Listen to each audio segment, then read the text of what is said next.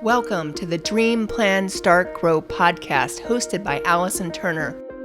In each episode, we interview real, everyday entrepreneurs to learn how they got their start, what challenges they faced and overcame when starting the business, and what successes each has had.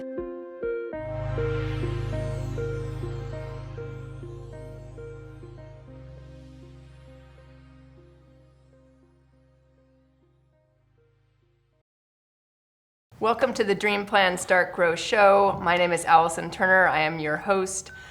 So the purpose of the show is really to educate people that may want to start a business or who have started a business on the different challenges around building different kinds of companies. And so our goal is to talk to different entrepreneurs on how they got started, what prompted them to start the kind of business they started, and what challenges they've run into and what successes they have had. So today, I am honored to have Ali Kaufman, who is a local Delray Beach resident and owns Space of Mind, founded Space of Mind, a local schoolhouse here. So why did you start Space of Mind? Because it's kind of a unique venture. Sure. Well, I always knew I was going to have a business before I was 30. I didn't always know what it would be. But it became very clear to me that my skill in life was understanding the intersection between inattention, disorganization, and anxiety. And I actually started Space of Mind as a coaching company, initially working with CEOs and hoarders. And it's quite the challenge. It was totally different, but also not so different. Just like call me a hoarder.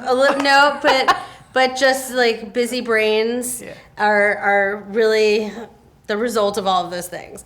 And so the business morphed over the years into an educational services company, a schoolhouse, technology company, because I kept seeking out the purest problem that needed solving that nobody else was working on.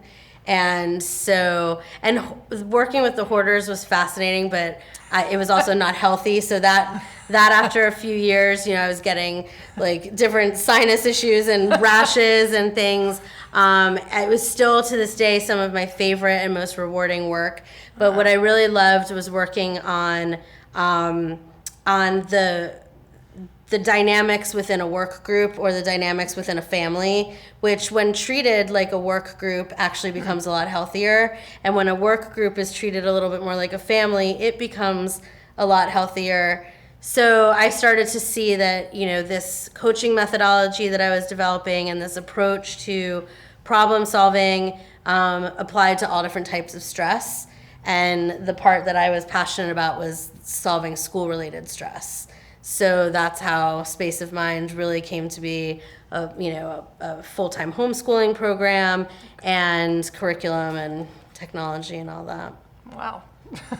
And do you have a background in this? Like, did you study this in school, or how did you decide to go this direction to begin with? All the ways, the school of life, obviously my college experience. I always worked in youth programming alongside whatever else I was doing.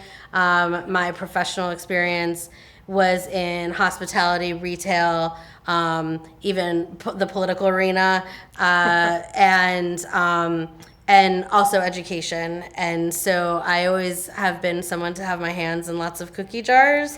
And so I gathered experience from a lot of places. But in college, I had started working with families privately. I worked with and ran our college's after-school program in our local community. I taught. I was a youth group advisor, a camp counselor. I never worked in a traditional public school. I probably would have been fired in 5 minutes because I'm a total rule breaker. But rule breaking is the key to entrepreneurship, too. Right. No, that's great. And I know I've known you for several years, so I've seen how Space of Mind's grown just in those few years. But obviously the description you just gave was kind of from the start to where it is now. But what's, like, I know you were expanding, last I heard, to doing some other programs in other parts of the country where people could do it virtually. Our program is totally national now. Actually, it'll be international, or can be international. Wow. We have a full virtual program. During COVID, we had students in 6 different states. Our secret weapon is our agility. So we've always been able to flex to meet whatever needs the families who come to us have. And so with COVID, we were right on it, and we pivoted quickly and seamlessly, so we were able to open our program up to kids anywhere. We also can write curriculum for a family who's homeschooling their own kids anywhere with mixed ages in any community, and it'll be totally personalized and localized to that student and to that community. We have travel programs. I'm really excited to, say we're working on augmented and virtual reality technology now that is going to work with our programs in the real world and enhance learning. And, school is redefining itself by our need, but also our desire to have something better and more flexible. And I don't believe school will be in 4 walls for very much longer. So we are taking everything we've learned in this time. We're in our 18th year, and turning it into basically, learning for any age. Really, our technology we're creating is for any type of learner, families to enjoy together, all the rest. Yeah. I mean, I think the one key word I heard was agility or agile. Yeah.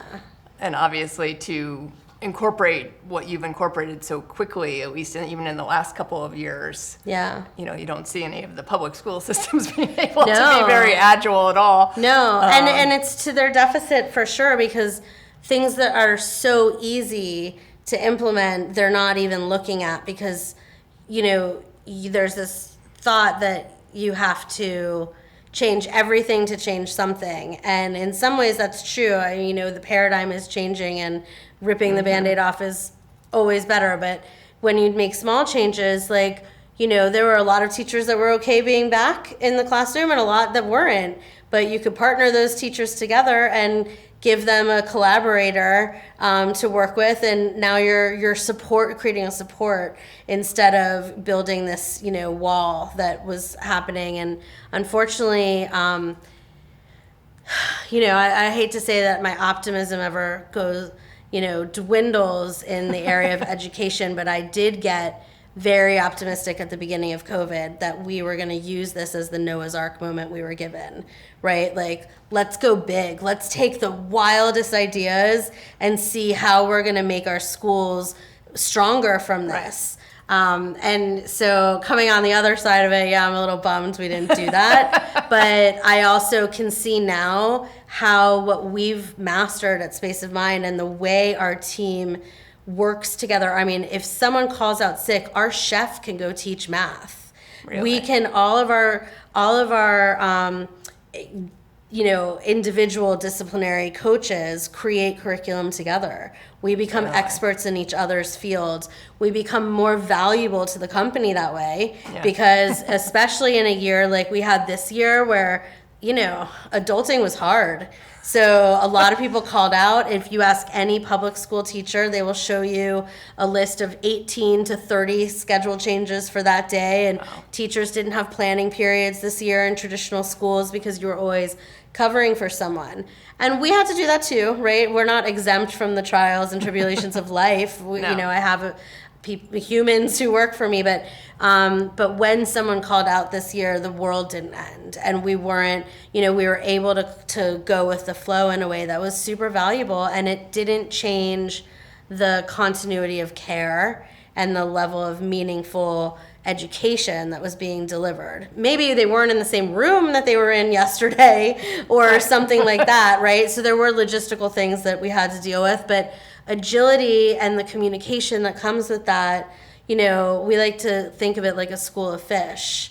And if one person who needs to go this way, we're all going to go and eventually understand why, but let's just go and support and come back. And in the traditional school system, it's just not possible to do that right now.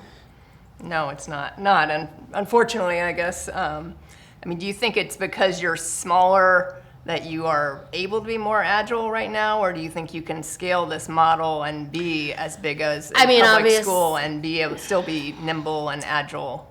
Sure, our small size now, and we're not that, I mean, I have 20, I guess we're close to 26 employees now. Right. But it was, our size helped us create the model, Right. but the model is scalable to any size because what it is rooted in is not so much the logistics as the culture. And the way that we adapt to change is very much rooted in, I have also a very random professional background in the software development industry, which of course Really? now has come back as we're developing this really exciting software. But change management was the thing that the company that I worked for in my former life really specialized in, and the modeling process for creating a project and delivering it. And there isn't such a difference between the process of software development and the process of anything else.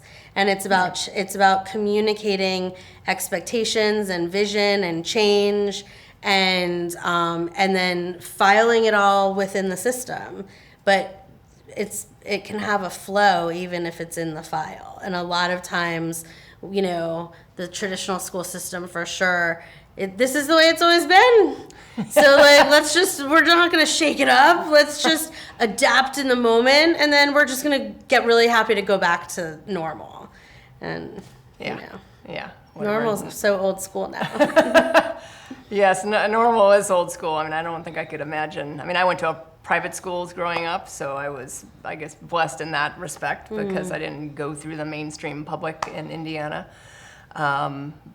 So we did have differences, and but still, I still had the history teacher that taught straight out of, and she had a PhD in history and still taught like out of a textbook, and I was like, yeah. And I hated history in high school. I majored in history in college. So, Isn't that interesting though, I flipped, right? because as soon as I went to college, I had to take some history class for my, one of the core requirements in college, and I loved the professor, and he taught it completely differently. No textbook. I mean, he had books, but it was just like novels. I mean, or true stories, on both sides of whatever the topic was, and like encouraged discussion, and that was like 50% of his grade was just discussion. Having an inspired educator is the key to everything, and I think the crisis that education's in right now is that there aren't as many of them anymore, and it's becoming harder and harder to become a teacher. And in some ways, we've also made it very easy because, especially in Florida, the big news is we're loosening the restrictions to become a certified teacher. But the question is the training supporting the need? And kids are stressed, and the classrooms are hard, and it's a different world. But without inspiration, there's no quality of the product, because education is all around that. And so I'm glad to hear you came around to history, because you're obviously a storyteller, which is really all history is. It's the telling of our stories. And I think, inspired educators make all the difference. Yeah, no, I mean, I think that's so true. So, I mean, how, when you hire people, and I assume it's not just you, but it's part of your team's job to hire people, like, what are you looking for? Because I know, like when anyone starts a company, no matter what kind of company, if they're going to build the company and take it higher, it can't just be them. It has to, they have to be able to hire someone and figure out who that right person is to fit whatever the job is. Yeah, we're looking for all the C words, right? Like, are you on the spot creative? Can you take a problem that you and the person that you're coaching have never seen before and guide them to find the solution for them? It's not about, can you regurgitate the textbook, but can you make that textbook come alive? We don't even use textbooks, but you get my drift. So creativity is important, and the ability to articulate creativity, right? Like, it's great if you're really artistic, but if you can't inspire others with what your talent is, then that's not really affording the final product either. Compassion, education is about patience and empathy, and stopping the clock to put yourself in your students' shoes or their parents' shoes, and just wherever they are, that's where we have to be able to meet. That comes with this luxury of agility, right? And the culture that we've created. So that's super important. Compassion is hard to deliver in a public school environment when the mandate is test scores, right? Like, so, compassion takes time. Collaboration is so important. Our coaches have to be able to work together with each other. They have to be able to collaborate with kids of all different ages. And collaboration also requires a certain set of leadership skills that we look for. Communication is the next C. Can you write a grammatically correct email? It's so important. But can you communicate to a parent something that maybe brings something up in themselves and is hard to deliver or hear, or is going to make them scared maybe about their child's well-being? Or, can you communicate to a child in crisis, what they need to be able to hear in that moment? And obviously the last one is just that crisis management. Like, are you someone that can keep your calm and stay, collected and make sure our number one rule at Space of Mind is nobody dies? And we say it in a joking way, and the kids know it's our mantra, and the coaches know it's our mantra, and we joke about it because it's not funny. Right. It's the most serious thing that we're responsible for. But if we make it a little bit funny, then we get the kids buy-in in making sure that we all know, the stakes are high, but we got this. Let's just be prepared. So there's the checklist of making sure nobody's gonna die when we go across the street to Old School Square, and do we have all this stuff? And because look, the hardest thing in this line of work is the fact that people die. And so I need to find staff members who are going to be able to handle that responsibility, which is really major. Yeah, is it difficult to find people of all? Because they almost sound like entrepreneurs. That's what they sound like to me, like those So in a lot of ways, that's what I'm looking for. Yeah. I want someone who's going to be autonomous under the vision. I want somebody who is going to make a decision and do it now, and then and come and be like, here's why I did it.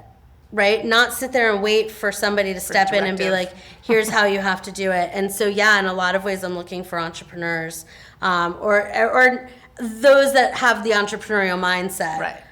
I wouldn't wish the liability or the responsibility of this on almost anyone, but that mindset is the crux of the assertiveness that you need to be a fantastic educator.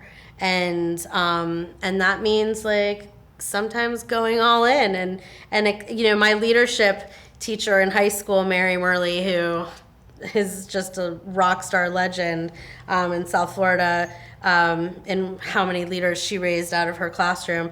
But it was always do now, apologize later. It might have actually been painted on the wall. Or on the wall somewhere in that room. But as leaders growing up in high school, we were taught that, not go be rebellious for the sake of rebellion, but if you see a better way, that's cool, do it. And my team members who work with me, those who find the better way, I have the utmost respect for, because it takes a lot of guts to put your ideas out there, and we're a high intensity kind of a vibe. But the talent we have attracted and the team we have coming into this school year is the best we've ever had. And what's been wonderful is that with each year I can pay a higher salary, we can afford better benefits, we can attract more talent that way, and so the level of experience and talent we have is great. But certain things in the hiring process are so different now. Prior to COVID, we had group interviews, and we would get 20 people on average to come out for every group interview, and we would do 4 or so a year. We haven't been able to hold a group interview since June of 2021, and we had 5 people. Wow. So there is a difference in certain things that, we've done in our hiring process and our recruiting process, and sometimes it involves stalking the talent that I've been like, okay, now are you ready? Now will you come? And so we got a couple of great new coaches this year that way too. My stalking paid off. Yeah, I saw one of those on Facebook. Yeah, Diane Brewer. I saw that she moved over from the public school side. Yeah. And unfortunately, look, I'm a product of public schools. I am a huge proponent of public schools. I've started a nonprofit that supports public schools. I'm all about public schools. The challenge is that we need to save the teachers. Like we have brilliant talent that is leaving the industry, the field. So it's really important that we don't lose their institutional knowledge. Well, do you find that teachers in the public school system now get burned out because they can't, they're fitting into the box that they're basically told to fit in? Yeah, a couple of years ago, I'm not going to officially cite the statistic, but I believe a few years ago, this might have been prior to COVID, that the new teacher burnout rate was like 2 to 3 years. Wow. So getting a new teacher through the hump to get to be, 10 years in with real experience is really hard. We've also just seen a huge closure in the number of colleges with education majors in the last 2 years. State testing to become a teacher is very hard. Passing Florida's state teacher certification test, if you're the art teacher and you've got to pass, or the English teacher, but you've got to pass a math section. Really? It's not easy. No. So getting the licensure is its own challenge, but we're losing the door to the field as well. I didn't realize that was. Yeah. Okay, I mean, it makes sense that some would burn out after. I know I worked in social services back in my early 20s, and that was about the rate. It was like 3 years, I think, and I was like, okay, maybe this is not what I wanted to do in my life. Well, if you think about it, because I felt like I was constrained by. Yeah. It was. For me, it was, whatever the field I was in, and I went through 3 different jobs in 3 years, and I felt like, okay, I was in crisis management, exactly, and that last year with kids who refused to go home, and at a police station, and I could only do X, here's like what services I could offer, and that was it, because it didn't fit into the grants that, this particular nonprofit got. Yeah. You could try and get them into counseling. You could try, you could refer them, but that was about the extent. It's hard when your hands are tied when you're dealing with a kid, because nothing really fits in a silo when you're a child, right?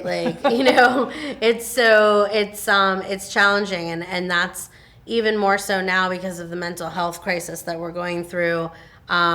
Teachers aren't just teachers anymore. They are sometimes the only safe adult a kid has access to. And if that teacher is not empowered to show up fully for that child, and obviously, there are a set of professional boundaries in this field that we abide by to create that safe space, right? And yet some of the things that even the educators that are showing up in that way are getting from the kids, it's not within the field of training for the most part, right? Like, we're dealing with kids who are really in crisis now. And these kids were not in crisis 6 months ago, a year ago, 3 years ago. These weren't the kids that were on anyone's radar. Now it's almost every kid is going through stress, just the same way every adult is. So we have to equip our teachers to be better able to serve their students from their heart, right? It all comes back to that compassionate, creative space. And the people who choose to become teachers are those two things more than anything. Right. So if they're handicapped and they're not able to use their creativity and their compassion, they're not going to stay. Yeah. No, that's true. I mean, I know I have my best friend's sister has been in teaching, I think it's 20 years now. She's up in Indiana, and obviously has been able to do something to maintain, because she's super creative and loves loves teaching, has always stayed in it. And I know during the pandemic, like she was one of the teachers that would go back in person. So she was actually teaching on, like she had a hybrid class. So she actually had to film videos.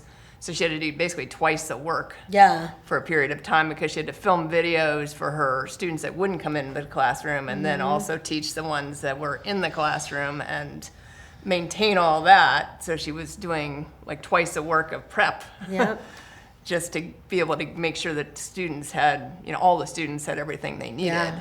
That quarter of the last quarter of 2020, March to May through May, we ended the end of May.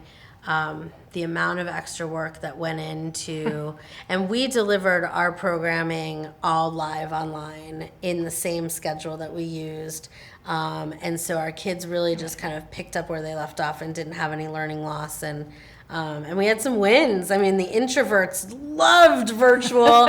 So, we brought some kids out of their shell that it would have definitely taken longer. So in a lot of ways, that was a great learning process. But my God, the amount of time that educators put in that year trying to go with the flow and be ready and to do that and to go with it, and the stress and all of it, the culture has to support the ask. Right. And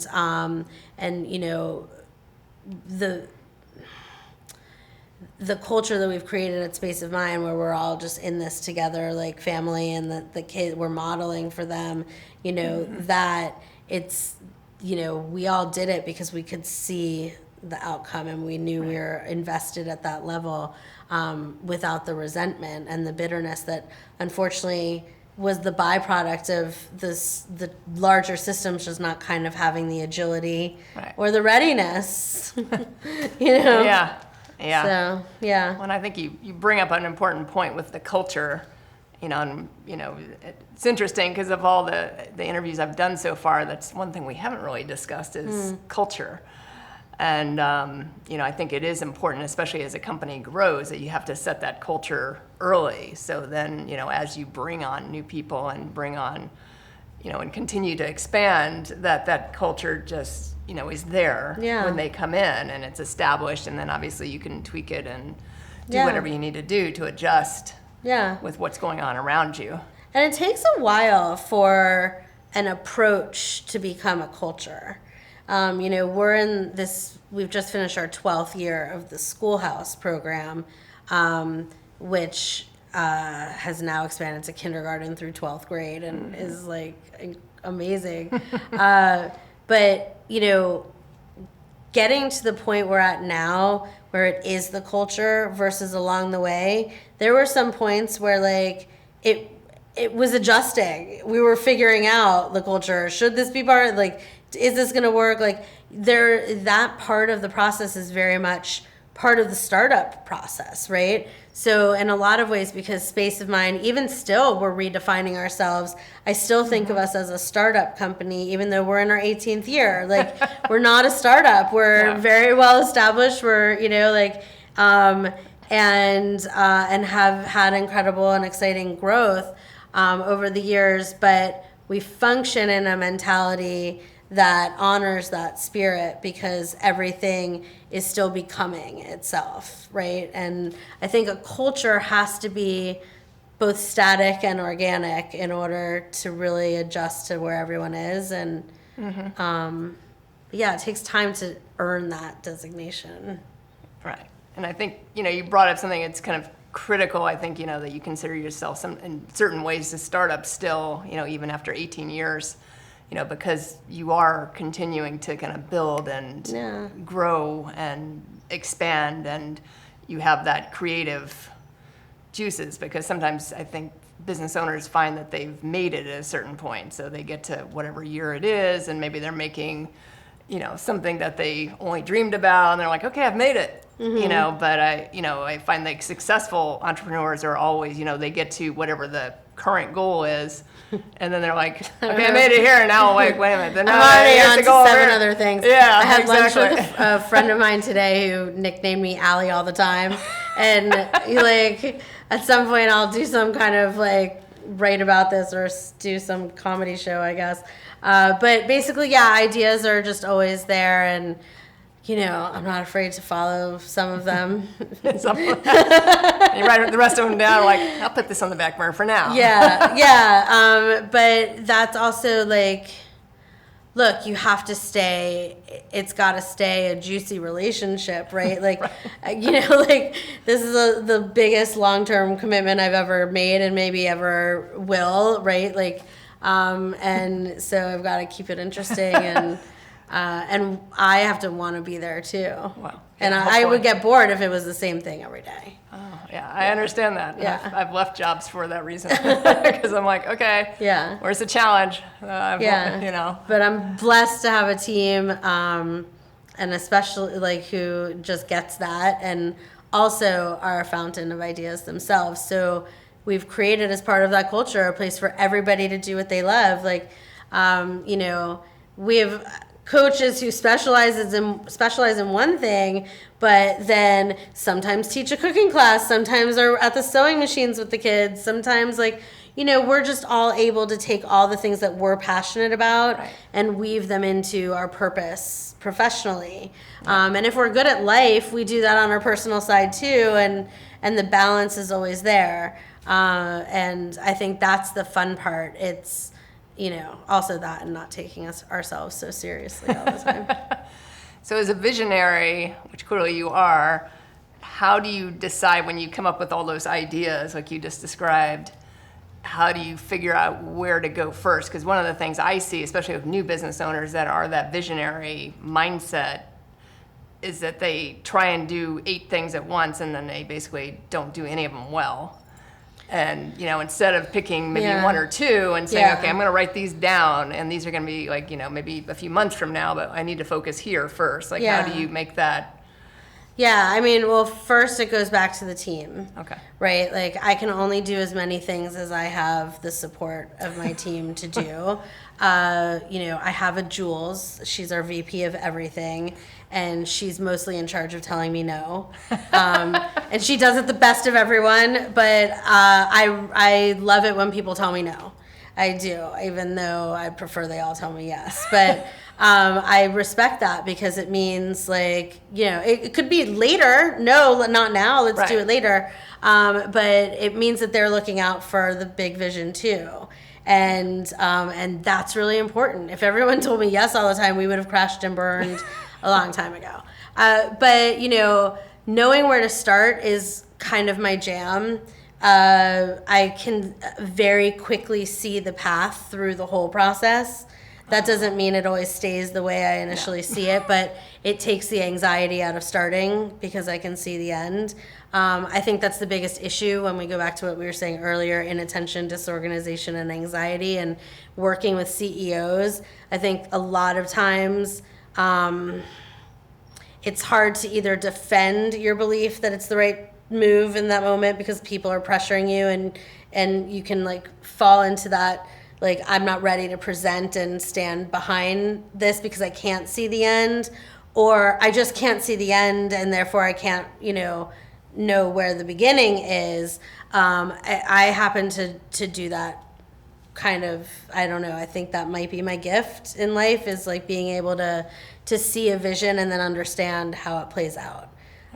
If I didn't do what I was doing, I would totally be a futurist. I think that's the coolest profession ever. And I would just want that on my LinkedIn profile, just to be a futurist. I was yeah. You should change it on your LinkedIn profile and see what people say. Yeah. But yeah, now that is a gift if you can see it, kind of the path, because I think a lot of people can't, and I think that is that fear that plays in. They're like, well, maybe I should do this instead of this, or, and I mean, sometimes as an entrepreneur, you just have to jump and maybe not know. Or just trust the people around you that once you explain your vision, they're going to help you figure it out. They're vested in it. Yeah. Or if you're a solopreneur, have that mentor, have the coach, have the accountability partner, whatever works for you. Mentorship is everything. Yeah. And I wouldn't be where I am without the mentors that got me here and are currently supporting me, the teachers who taught me early on. A big part of business success is knowing how to ask for help and knowing who to go to and So mentorship is so important. Yeah, no, absolutely. Now, you talked about the teachers who helped get you there, and did you have family support in this vision, like along the way, or? My grandma gave me $1,000 when I moved back from Boston in 2004, and she said, use it towards your business that you're starting. And so I did, and that bought me a logo and some business cards and whatever it bought me, I don't know. But ultimately, my family supports me 100%. They don't always understand why I'm doing certain things or keep up with me, but they totally love it, and I think are really, just as I am, like proud of what, has been accomplished here. We've helped a lot of families. Yeah, no, absolutely. Yeah. Also, my family was our research and development department. So, like, growing up in my household, I think, informed so much of what it takes to run an education company at school. My mom was a teacher, and my father he would have been an amazing, like, college professor. He didn't choose that route, but he was a teacher by nature, and, Research and development department. We totally were. I love that. So what teacher influenced you the most to take this path on? I have 4 teachers who I actually have been in touch with, all 4 even recently. My second grade teacher, Mrs. Kirk at Verde Elementary, who's magical. And all through middle school, my gifted history teacher, Bobby Lauren, who she and I were actually featured on NPR together, which was super cool. Wow, cool. A few years ago, we got to share a story from her class. And in high school, Dr. Biner and Mrs. Murley. And these 4 women all, they changed so many students' lives. But for me, they created permissionless learning. And I could cry about it right now. They all at sometimes demanded it, but they certainly afforded it, that we could show up as our most creative and even discombobulated selves and always be safe to be learning. And, they had all the smartest kids in the schools, and they, that made their job 90 times harder, because we needed to be entertained all the time. Right. And this was before kids were labeled with ADHD, which as adults, all of the kids I grew up with almost in the gifted program have some, attention or anxiety situation. But we were never labeled with that. We were just credited with being creative and had wild imaginations, that we just won the school lottery and landed in the company of these 4 women and in their care. And they all taught me to just, make mistakes and own it. And that's hard, humility. Right. It is. Tough lesson, but super important in business. But they are all so strong in their own selves, that they were just wonderful models of how to be confident and hold court and keep the balance between firm and comforting. Yeah. That's great. I mean, I don't even remember I remember high school teachers, but I don't remember most before that. Yeah. I remember one in my 6th grade teacher who I more recently friended on Facebook. Not that we interact that much, but I remember her. But otherwise, I don't really remember most of my. Yeah, it's the power, like I was saying before, of a great educator is it just becomes part of your life story, right? Like everything I do every day somehow traces back to what I learned. Oh my God, I forgot Miss Williams. I have 5. Oh my goodness. Miss Williams, oh my gosh, so sorry.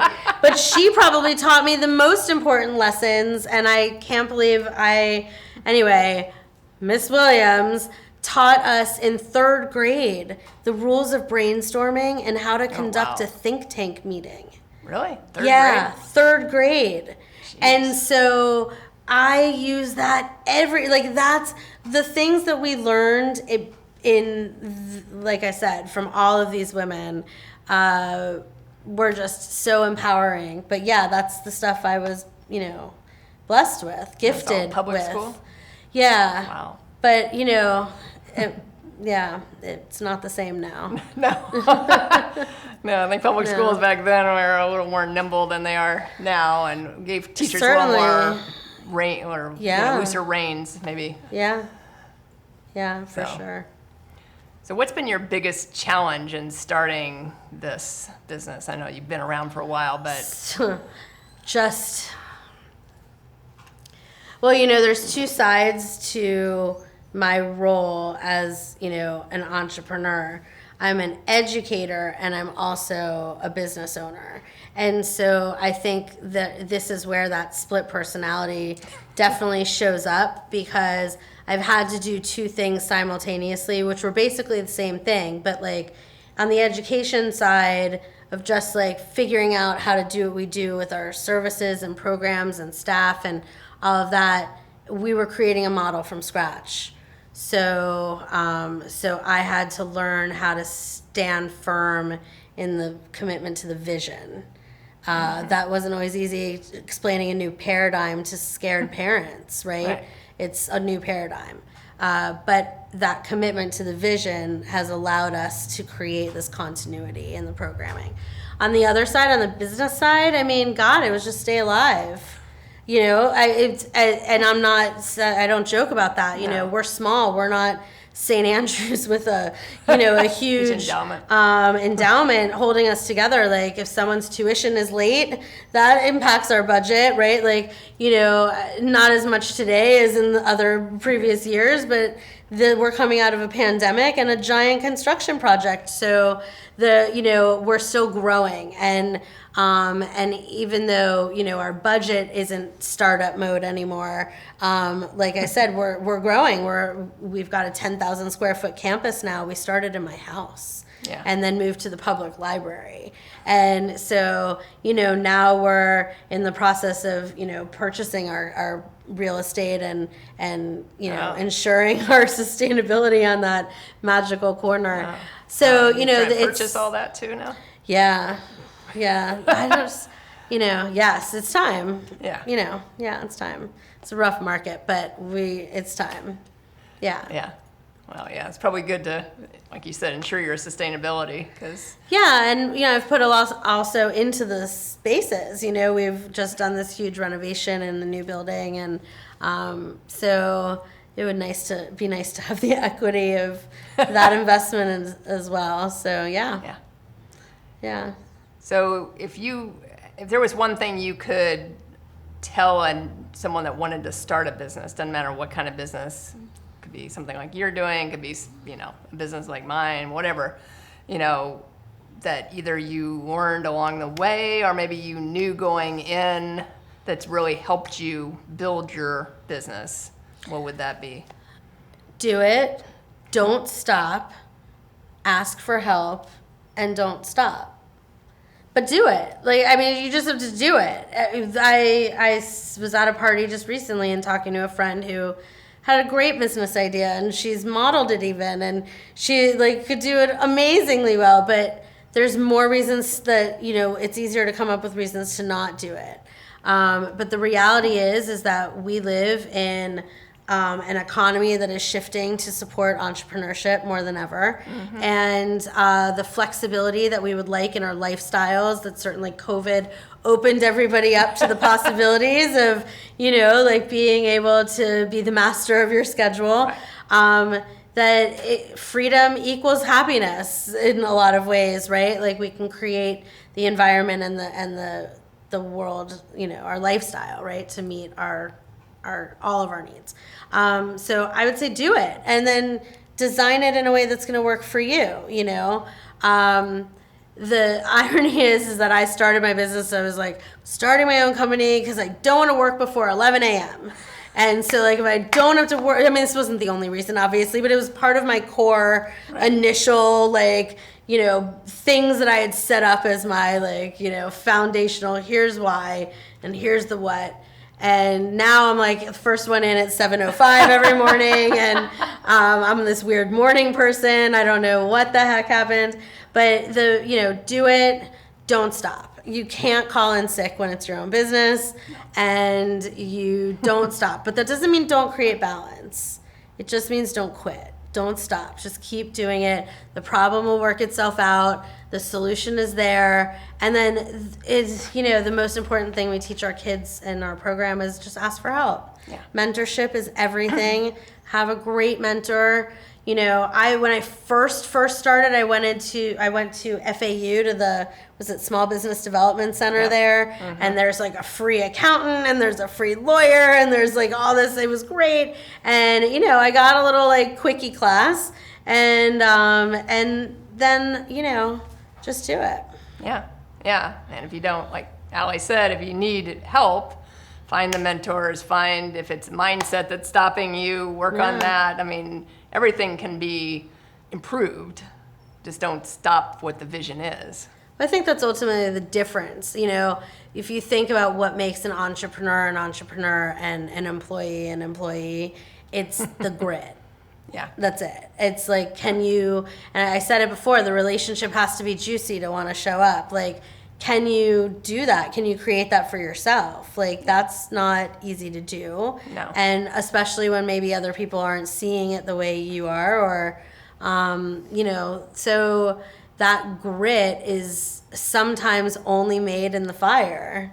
You just have to jump in. Yeah, that's so true. Yeah. Now, if anyone had any questions for you, whether it's about your program or about something maybe you said here, about how to get started with something, what's the best way to connect? I'm in all the usual social places. Space of Mind is www.findspaceofmind.com, and you can find me, it's Ali Kaufman. I'm on, LinkedIn, Facebook, all of those places. All the usual places. Yes. Some people are not in all those usual places. Yes. Because that people are like, no, you just have to email me. I'm like, okay. Well, you can do that too. It's Ali, Ali, at myspaceofmind.com. Okay. Yes. All right. Awesome. Thank you very much for joining me today. Thanks. And everyone, thank you for joining in to the Dream Plan Start Grow show. My name again is Allison Turner. If you want additional resources, please go to our website, dreamplanstartgrow.com. You'll find all of the podcasts, whether you're listening to the audio version or looking at the video version, all are there. Also, there's some information on business coaching as well as other blog resources. So thank you for joining me, and I look forward to seeing you next week. Thanks for tuning in to the Dream Plan Start Grow podcast with Allison Turner. If you like what you heard, make sure to subscribe and leave a review. Join the Dream Plan Start Grow community by following us on Facebook or Instagram at Dream Plan Start Grow. See you in the next episode.